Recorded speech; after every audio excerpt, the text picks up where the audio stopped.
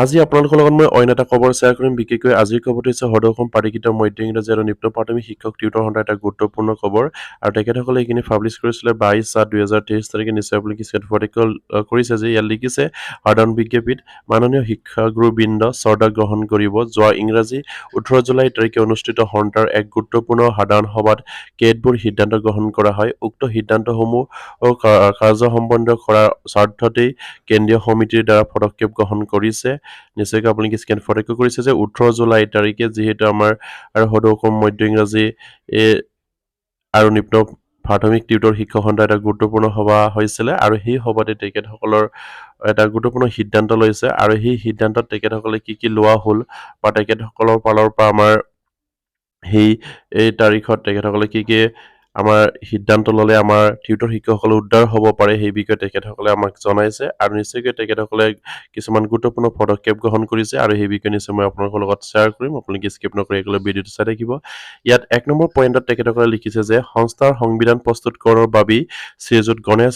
ৰয় ছাৰৰ নেতৃত্বত 5জনীয়া উপ সমিতি গঠন কৰাৰ সিদ্ধান্ত উপ সমিতিৰ নিৰ্ধাৰিত তাৰিখৰ ভিতৰত খচৰা দাখিল কৰিব লাগিব যিহেতু আমাৰ সন্থাৰ এটা সংবিধানৰ প্ৰস্তুতকৰণৰ বাবে তেখেতসকলে যোজা কৰিছে আমাৰ সদৌ অসম মধ্য ইংৰাজী আৰু নিম্ন প্ৰাথমিক শিক্ষক টিউটৰ সন্থাৰ এটা সংবিধান প্ৰস্তুতকৰণৰ বাবে তেখেতসকলে যুগুত কৰা হৈছে আৰু সেয়ে তেখেতসকলে আমাৰ শ্ৰীযুত গণেশ ৰয় ছাৰৰ নেতৃত্বত 5জনীয়া উপ সমিতি গঠন কৰা হৈছে বুলি ইয়াত উল্লেখ কৰিছে আৰু উপ সমিতিত কোন কোন আছে নিশ্চয় আপুনি কিছুমান ফটো কৰিছে ইয়াত লিখিছে যে শ্ৰীযুত গণেশ ৰয় সভাপতি আৰু 2 নম্বৰত আছে শ্ৰীযুত চৰিত্ৰা গগৈ উপ সভাপতি শ্ৰীযুত আব্দুল কালাম আজাদ সদস্য আৰু 4 নম্বৰত দিছে শ্ৰী নগেন শৰ্মা সদস্য 5 নম্বৰ শ্ৰী সৈয়দ আলী সদস্য 6 নম্বৰত দিছে শ্ৰীযুত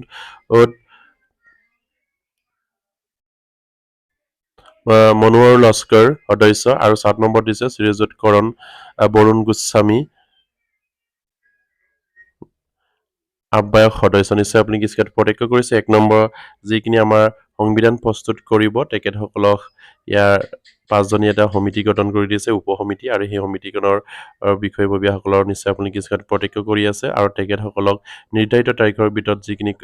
সংবিধান আমাৰ কাৰণে প্ৰস্তুত কৰা হ'ব সেইখিনি উপ সমিতিয়ে নিৰ্ধাৰিত সময়ৰ তাৰিখৰ ভিতৰত আমাৰ সন্থাক তেখেতসকলে খচৰা দাখিল কৰিব লাগিব বুলি ইয়াত উল্লেখ কৰিছে আৰু 2 নম্বৰত কৈছে যে বিভাগীয় অগ্ৰগতিৰ খা খবৰ লোৱা প্ৰয়োজনীয় আবেদন স্মাৰক পত্ৰ প্ৰদান কৰা বিভিন্ন দল সংগঠনৰ ৰাজনৈতিক ব্যক্তি সাক্ষাৎ কৰাৰ উদ্দেশ্যৰে সন্থাৰ দ্বাৰা এটি প্ৰতিনিধি গঠনৰ নিৰ্ণয় লোৱা হৈছে যিহেতু আমাৰ বিভাগীয় আমাৰ যিখিনি টিউটৰৰ কামৰ অগ্ৰগতিৰ খা খবৰ লোৱা আৰু আবেদন স্মাৰক পত্ৰ প্ৰদান কৰা আৰু বিভিন্ন দল সংগঠনৰ ৰাজনৈতিক ব্যক্তিক সাক্ষাৎ কৰাৰ উদ্দেশ্যৰে আৰু এটা প্ৰতিনিধি তেখেতসকলে গঠনৰ নিৰ্ণয় লোৱা হৈছে বুলি কৈছে আৰু প্ৰস্তাৱিত প্ৰতিনিধিৰ গোট এনেদৰে তেখেতসকলে দিছে 1 নম্বৰ দিছে আমাৰ শ্ৰীযুত জীৱন তালুকদাৰ আৰু 2 নম্বৰ দিছে শ্ৰীযুত ভুৱন শৰ্মা 3 নম্বৰত শ্ৰীযুত ৰঞ্জিত কুমাৰ বৰা আৰু 4 নম্বৰত দিছে শ্ৰীযুত আফজাল হুছেইন 5 নম্বৰ দিছে শ্ৰীযুত প্ৰসেনজিৎ কলিতা 6 নম্বৰ দিছে শ্ৰীযুত আখতাৰ হুছেইন 7 নম্বৰ দিছে শ্ৰীযুত বিথেন বৰা 8 নম্বৰ দিছে শ্ৰীযুত প্ৰমানন্দ পেগু নিশ্চয় এটা গুৰুত্বপূৰ্ণ খবৰ আমাৰ টিউটৰ শিক্ষকসকলৰ কাৰণে যেটো আমাৰ টিউটৰ শিক্ষকসকলৰ কাম কাজৰ অগ্ৰগতি আৰু আমাৰ বিভিন্ন ৰাজনৈতিক নেতা বা দল সংগঠনৰ নেতাসকলক লগ কৰি আমাৰ সমস্যাটো কেনেদৰে সমাধান কৰিব পৰা যায় এইখিনি সাক্ষাৎ বা এডেনৰ প্ৰস্তাৱিত এটা প্ৰতিনিধি তেখেতসকলে গঠন কৰি দিছে আৰু এই প্ৰতিনিধিসকলৰ নাম নিশ্চয় আপুনি অলৰেডি স্ক্ৰীনত প্ৰত্যক্ষ কৰি আছে আৰু 3 নম্বৰ তেখেতসকলে এটা গুৰুত্বপূৰ্ণ পদক্ষেপ লৈছে ইয়াত সংস্থাৰ মুখপাত্ৰ হিচাপে শ্ৰীযুত তৰুণ প্ৰসাদ শৰ্মাৰ নেতৃত্বত এটি 7জনীয়া গোট প্ৰচাৰ মাধ্যম বিভাগ দায়িত্বভাৱে আহ্বান কৰাৰ সিদ্ধান্ত গ্ৰহণ কৰিছে যিহেতু আপোনাৰ প্ৰচাৰ মাধ্যমৰ এটা 7জনীয়া গোটৰ তেখেতসকলে এটা সিদ্ধান্ত গ্ৰহণ কৰা হৈছে বুলি কৈছে 7জনীয়া গোটক মানে তেখেতসকলে প্ৰচাৰ কৰিব লাগিব আমাৰ টিউটৰ শিক্ষকৰ বিভিন্ন সমস্যাবিলাক এটা 1 নম্বৰ লিখিছে শ্ৰীযুত তৰুণ প্ৰসাদ শৰ্মা 2 নম্বৰ শ্ৰীযুত গুৰখা মিশ্ৰ 3 নম্বৰ শ্ৰীযুত জীৱন চৰকাৰ আৰু 4 নম্বৰ দিছে শ্ৰীযুত ইমান আলী খান আৰু 5 নম্বৰ দিছে শ্ৰীযুত ফৰেষ্ট ডেকা আৰু 6 নম্বৰ দিছে শ্ৰীযুত নিৰঞ্জন শইকীয়া আৰু 7 নম্বৰ শ্ৰীমতী অৰ্পণা হাজৰিকা আৰু 8 নম্বৰ দিছে শ্ৰীমতী ৰুক্মিণী কিষাণ নিশ্চয় আপুনি কি স্কিমত প্ৰত্যক্ষ কৰিছে আৰু 9 নম্বৰত উল্লেখ কৰা নাই এজন মহিলাৰ নাম ইয়াত উল্লেখ কৰা হ'ব বুলি তেখেতসকলে আৰু ইয়াত তেখেতসকলে 4 নম্বৰ পইণ্টত উল্লেখ কৰিছে যে হোৱাটছআপ গ্ৰুপ আৰু সন্থাৰ বাবে প্ৰতিগৰাকী টিউটৰৰ পৰা বাৰ্ষিক বৰঙণিৰ সংগ্ৰহৰ সন্দৰ্ভত বিশেষ প্ৰক্ৰিয়া গ্ৰহণ কৰা হ'ব আৰু সেয়েহে সেই বিষয়ে বিস্তীৰ্ণ জাননী প্ৰচাৰ কৰা হ'ব বুলি ইয়াত উল্লেখ কৰিছে আৰু 5 নম্বৰ পইণ্টত তেখেতসকলে উল্লেখ কৰিছে যে সাংগঠনিক দিশ সুদৃঢ়কৰণ জিলা সমিতি ব্লক সমিতি গঠন পুনৰ গঠন সন্দৰ্ভত সিদ্ধান্ত গ্ৰহণ কৰি আচিৰি কাৰ্যব্যৱস্থা লোৱা হ'ব ধন্যবাদ মুখ্য সম্পাদক সদৌ সম্পাদিত মধ্য ইংৰাজী আৰু নিম্ন প্ৰাথমিক শিক্ষক টিউটৰ সন্থা খুবেই এটা গুৰুত্বপূৰ্ণ খবৰ আমাৰ টিউটৰ শিক্ষকসকলৰ কাৰণে যিহেতু আমাৰ টিউটৰ শিক্ষকসকলৰ সমস্যাখিনি সমাধান কৰিবৰ কাৰণে আমাৰ টিউটৰ শিক্ষকসকলৰ বিষয়ববীয়া বিভিন্ন সময়ত বিভিন্ন ধৰণৰ পদক্ষেপ লৈ আহিছে আৰু সেয়ে তেখেতসকলে 18 জুলাই তাৰিখে সাধাৰণ সভা অনুষ্ঠিত হৈ আমাৰ পৰৱৰ্তী পৰ্যায়ত আমাৰ টিউটৰ শিক্ষকসকলক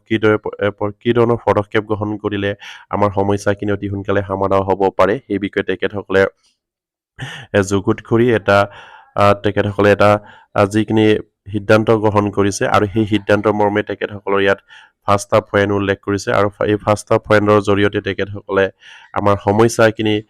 সমাধান কৰিবলৈ তেখেতসকলে চেষ্টা কৰা হ'ব বুলি ইয়াত উল্লেখ কৰিছে যিহেতু আমাৰ উপসমিতি এটা গঠন কৰিছে আমাৰ যিখিনি সন্থাৰ যিখিনি সংবিধান আছে সেই সংবিধান তেখেতসকলক প্ৰস্তুত কৰিবৰ কাৰণে আৰু যিহেতু আমাৰ প্ৰস্তাৱিত প্ৰতিনিধি যিহেতু আমাৰ বিভাগীয় আগ্ৰগতিক খা খবৰ ল'বৰ কাৰণে এটা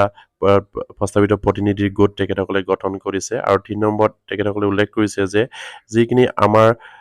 সমস্যাবিলাক প্ৰচাৰ কৰিবৰ কাৰণে ছ'চিয়েল মিডিয়াই হওক বা সংবাদ মাধ্যমেই হওক বিভিন্ন মাধ্যমত প্ৰচাৰ কৰিবৰ কাৰণেও তেখেতসকলে এটা গোট তেখেতসকলে সৃষ্টি কৰিছে বা এটা গোট প্ৰচাৰ মাধ্যমৰ এটা গোট তেখেতসকলে সৃষ্টি কৰাৰ এটা পদক্ষেপ লৈছে খুবেই এটা আদৰণীয় পদক্ষেপ সেইখিনি পদক্ষেপ যিবোৰ পদক্ষেপৰ জৰিয়তে আমাৰ সমস্যাবিলাক প্ৰচাৰ কৰা হ'ব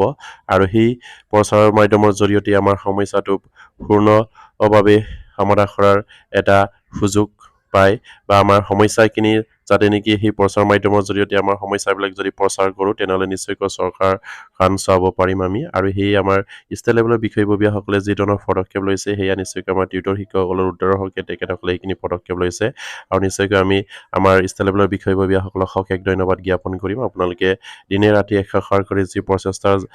লাগি আছে আমাৰ টিউটৰ শিক্ষকসকলক উদ্ধাৰৰ হকে আৰু সেয়ে মই প্ৰতিজন টিউটৰ ছাৰ বাইদেউসকলকো অনুৰোধ কৰিম আপোনালোকে আমাৰ